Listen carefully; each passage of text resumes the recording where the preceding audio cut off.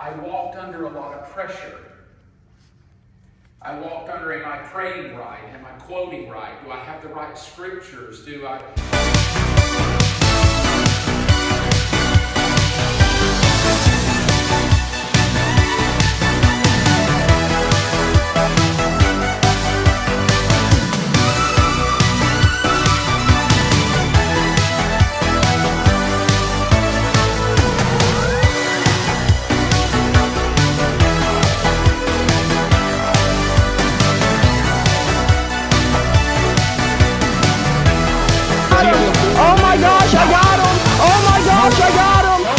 Good morning, folks, and happy Wednesday. Well, I just took the dog out to go poo, and that was absolutely miserable. So you can only imagine what this run's going to be like. That's going to be a hard one this morning. It's even colder today than it was yesterday. And there's no snow on the ground, so it's just cold. Not even an enjoyable cold, just cold. So let's go eat some breakfast and get out the door to go get better today than we were yesterday, and I guess technically get tougher today than we were yesterday. Because Lord knows we're going to need some toughness to make it through this freaking run. Well, breakfast was great, but now we're running late because I was sitting there showing JB videos of Abdul the Butcher stabbing people with his damn fork. Let's get the hell out of here, folks. And to the gym we go. Holy shit, that was a lot of ice that just fell off top of the roof. Well, we haven't made it to the gym, folks. Let's get out here and battle this cold, knock out this run, get in better shape today than we were yesterday. Maybe a little tougher today than we were yesterday, because it's quite chilly out there, folks. Run complete. And, you know, I think runners are some of the toughest people in the world. Why? Because all you gotta do is stop to make the pain stop. So props to them, the ones who can run marathons and ultra marathons and all of that. Goodness gracious, those are some tough jokers right there. Because like I said, all you gotta do is stop and the pain ends. So yeah, folks, runners may be some of the toughest folks in the world, but let's run in here and get better today than we were yesterday. Well, folks, we did our part of getting better today than we were yesterday. Let me tell you, I got tossed to my noggin a time or two today, and let me just remind you, there are levels to this game, and today was a good reminder that we were in the right place, because well, when we went back to our old place, we did quite well, and today we did not do very well. I wouldn't say we didn't do well. We did great. It was just we are no longer the best in the room whatsoever at all. And that's a humbling thing to experience. As many times as you possibly can in a day. Goodness gracious, folks. Like, goodness gracious. But let's get home. We need to go to the chiropractor, get our neck worked on, get our back worked on, get to feeling better today than we were yesterday. And I guess we're going to go spend a little time with Jesus this afternoon, because why not, folks? Why not? So let's grub down on some lunch and head on home. Well, we have made it to the chiropractor. Let's run in here and see if them popping and cracking will get rid of this freaking migraine we've got, because we've got one from freaking hell, folks. A migraine from hell. Good news, the MRI is already back and the results are in. We are not dying today, but we're walking a tight line, I guess you could call it. They found 11 spots, abnormal fluid in the brain, whether it be low or high. No lesions, no holes, no brain bleeds. So that's good. But yeah, it is a scary thought. When do you say goodbye? When your brain's completely gone? When you do have holes and lesions in the brain? Or I don't know. Just it is something to really think about. But I mean, this is our dream, this is our passion, this is the thing we wake up every day to get better at. to be the best in the world one day. And yeah, it's a scary thought, but it is good to know that we're not dying today, not tomorrow. We don't know how many more hits we can take. But yeah, we're not dying today. Let's put it that way. Let's get home, let's take us a nap, and then let's go get some Jesus on. Well, folks, we have made it home. I guess I'm gonna run inside and take a little bit of a nap. Hope this nap knocks out this migraine, because the adjustment definitely didn't knock out the migraine. But I guess getting the results we got is pretty nice. It means that the dream is not dead. Just means we gotta be smart about how we train. Can't be taking damage in the gym. You gotta take damage in fights, if you know what I mean. So let's get inside, take us a little bit of a nap, and then get up and go get our Jesus on. That nap was freaking killer. I definitely thought I was just being lazy by wanting to take that nap. But now, I could have slept the rest of the night, like literally the rest of the night. But it was a good pre-game for some Jesus, so let's go get some Jesus on, folks. Well, here we go, folks, to go get our Jesus on. Late as can be, but at least we are going. At least we're gonna make it, so let's go. Well, folks, we have finally made it to church. Only 15 minutes late. Shame on us. But luckily, our headache finally subsided. On the way here, I was looking at JV and I said, hey, my headache's finally gone. I don't know what it was. We could be getting sick. We're probably getting sick. Most likely getting sick. But the headache is gone. And then I started looking around, and I guess everyone wanted a little bit of Jesus today. So let's get in here and get our Jesus on, folks. I walked under a lot of pressure. I walked under, am I praying right? Am I quoting right? Do I have the right scriptures? Church was great today, folks. It was something that I definitely needed to hear. Sometimes those failures in which you face are only to bring the promises of God and the sovereignty of God alive, I guess you could say. For example, I don't want to get too personal because it's his testimony, his story, but he shared it with us, so I feel like it's only right if I get to share it now with y'all so that y'all can use it to, well, maybe help y'all. So he was running 2 very successful churches in 2 different places at the same time, and something happened and he had like a mental breakdown, I guess you could call it. I don't really know. I didn't get too detailed with it. I didn't really ask him. But he had a mental breakdown, said he was done with preaching. He was just going to become a firefighter. He felt like failure. He felt like a failure. He felt like he was just done being a preacher. He was done passing on the word of God. He was done doing all those things. And, well, for some reason, he was pulled back into preaching and brought back into teaching the word of God. And, if he hadn't, then, would we have rededicated our lives to Christ? When that door shut on us at the previous church, would we have ever stepped back up and tried to figure out what the whole meaning of life is? What are you doing, God? No. And, his story about coming back to church and teaching the word of God again is very similar to me. How? Well, we ran a gym for 5 years, and things were going not so right in the gym. It didn't set well with me. So what did we do? We got up and left.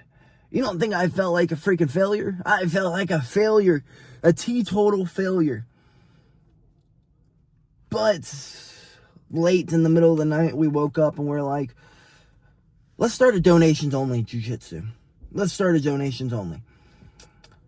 Well, I was given a certain amount of kids we were allowed to have in there. Well, the amount of kids we were allowed to have in there was more kids than we had ever had in any class that we had ever taught. Come to find out, 12 hours later, after making the post about it and the class being, well, open, It's full. And we're having people message us, can we get in? Can we get in? Can we get in? Yeah, y'all can get in. Yeah, y'all can get in. Yeah, we'll let you in. Why not? The door's not closed to anybody. Just come on in. We have a waiver you'll sign. Shh, don't tell the county. And,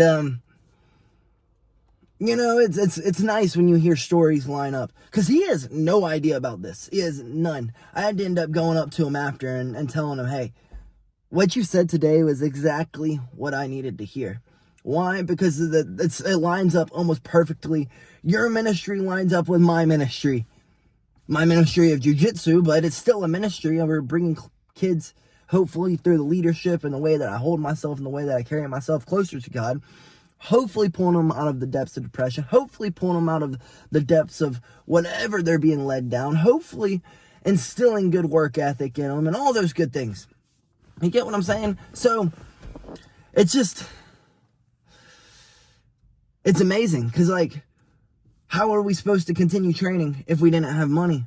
Well, as soon as we'd quit there, we got clients in which now we make more money than we did there.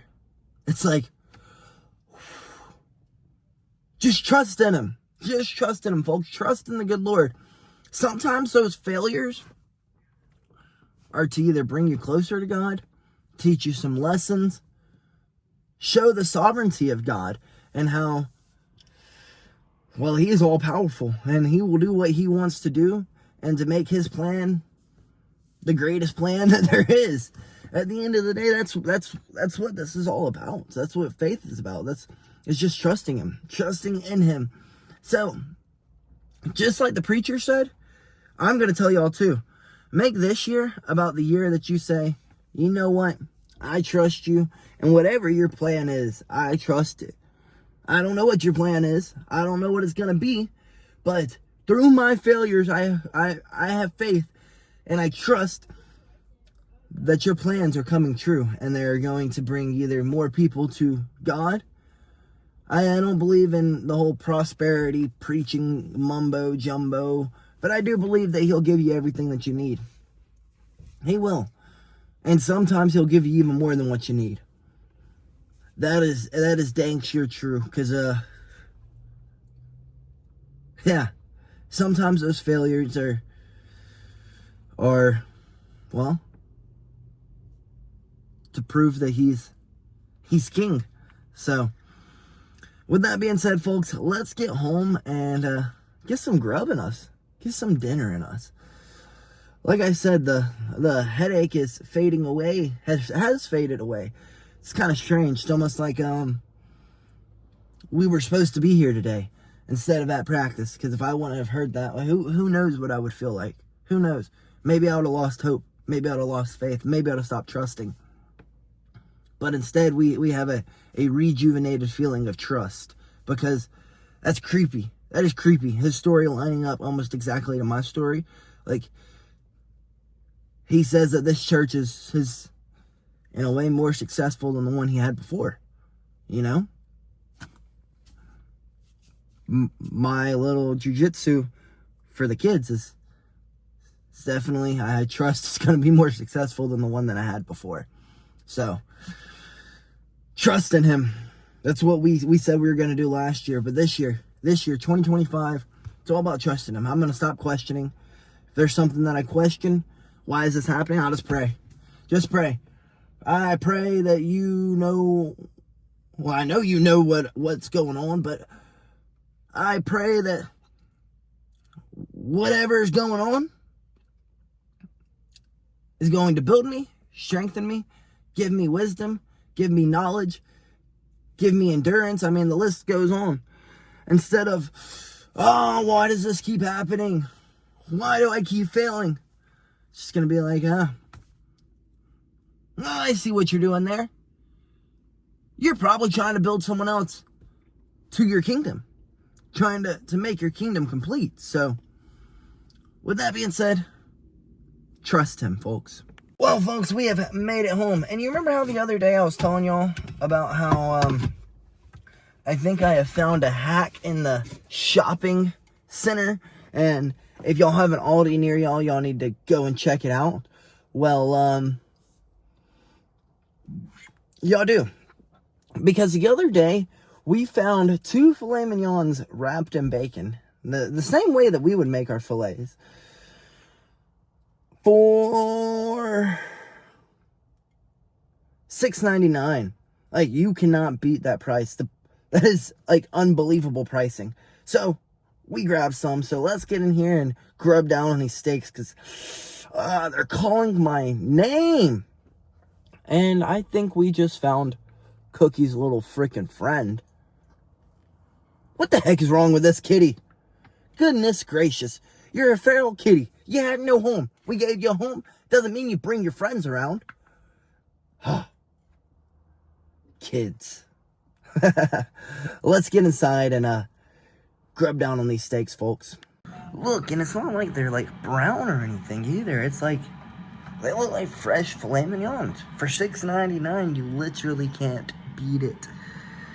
Let's slap these on the stove, give them a little sear, then pop them in the oven. Like, they're calling my name. Well, folks, I guess I'm going to cook up these fillets and call it a night. But before I call it a night, I just want to say how this day ended up working out exactly as it was supposed to. What do I mean by that? You know, I was getting a little stressed out after that brain scan. Like, literally stressing. I was like, you know, I cannot wait a whole freaking week, 2 weeks, like they said I was going to have to get this brain scan back. The whole neck MRI, mid-back MRI, that was really a stress to me. I mean, we know that those jokers are messed up. But the head one, well, having our first severe concussion in 3rd grade, playing contact sports and doing combat sports our whole entire lives, it's kind of a question of mine. How much damage have we really done? How much damage are we doing? And one, if we wouldn't have been to the chiro today, which I wasn't planning on going to the chiropractor today, but JB was like, hey, I think we should go to the chiropractor today. She's like, you've been complaining a lot about your neck and back. Let's just go ahead. Let's go up there today. Let's knock it out. Then we don't have to do it the rest of the week. I was like, yeah, I guess you got a point. Let's go ahead and knock out this chiropractic appointment. So we did, and by the grace of God, somehow the results were already back. And to know that, no, we don't have any lesions, no, we don't have any brain bleeds, no, we don't have any freaking holes in our brain, that's a really good feeling, you know, that we're not showing any early signs of CTE. It's just, yeah, you got trauma to the brain, but we knew that. We knew that you had had too many concussions already. But the dream is not over. That aspiration, that passion of yours, it's not over. You are walking on a thin tightrope, a thin line, but it's not over. All you got is some abnormal fluids in the brain, which is what's probably causing the concussions, the vision issues, the this, that, this. Most of it is probably coming from the abnormal fluids. No, there's nothing you can really do about it. A lot of rest, but you're not going to do that. So the best thing for us to do is to just monitor it. If there's more symptoms that come, well, we'll deal with them when they come. But for right now, you're good, dude. You're good. Keep doing what you're doing. Keep taking care of the body. Be smart. Train smart. Do not continuously take concussions in the gym. Of course, you have to spar. You have to train hard. But, if you feel some type of way, step away. And we know dang good well I ain't gonna do that. I'm too tough for my own good. But it is good to know. And then, of course, we go to church. And, you know, there was a little part in me that was like, I don't want to go to church today. We'll wait on it. And then we have that sermon. We have that lesson. We have whatever you want to call it. That literally lined up with ours. That our lives. What's going on right now in our lives. And I don't traditionally go to the preacher and go, hey, that's what's going on in my life. That is exactly what's going on in my life. But I did. I did today because I had to tell him, dude, thank you. Thank you. The failures in my life maybe is just to make me stronger, make me wiser, make me more enduring. I mean, to maybe give me a better story to tell someone else one day, you know? Like, the story of Conor McGregor, pretty cool, but the story of Rocky, even cooler, folks. The guy who kept failing, and then finally something went right in his life. That's the story we're living. That's the story we're living. So, with that being said, folks, don't give up on faith. Trust in him. Everything works out exactly as it's supposed to. Like, I didn't want to take a day off today, or afternoon off today, but we did. Why? Because had a major freaking migraine all day, and then that major migraine ended up sending us to the chiropractor, and that chiropractor ended up having the MRI results early. No, they didn't have the one on my neck, they didn't have the one on my mid back, but the brain one that was supposed to take 2 weeks to come back is already back. It's so relieving to know that we already knew we were walking on a tightrope. But it's relieving to know that the dreams and aspirations, they are not over. There's no serious damage done. A little bit of abnormal fluids, that's okay. We can deal with that. So, with that being said, folks, continue trusting. Continue trusting. Everything will work out exactly as it's supposed to. And he will only make you endure as much as he thinks you can endure. He's not going to make you endure too much. If I had to wait 2 weeks for those results, it would have driven me crazy. Let's just be real. It would have driven me crazy. But we didn't have to. We didn't have to. And that is relieving. So let's take our butts upstairs and cook up these fillets and call it a freaking night, folks. Good night, and BillyGoat freaking loves you.